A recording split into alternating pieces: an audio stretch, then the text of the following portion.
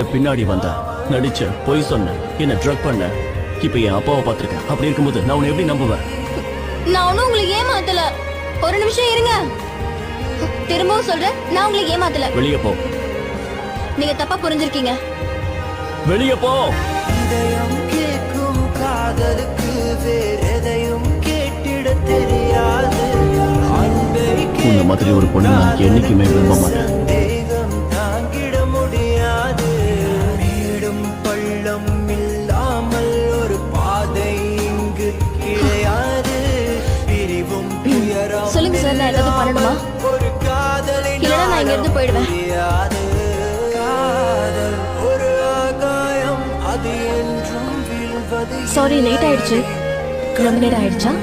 ஒரு வெண்மேகம் வீழாமல் போலாமா? இருப்பதும் இல்லையடி. கடலுக்குள்ளே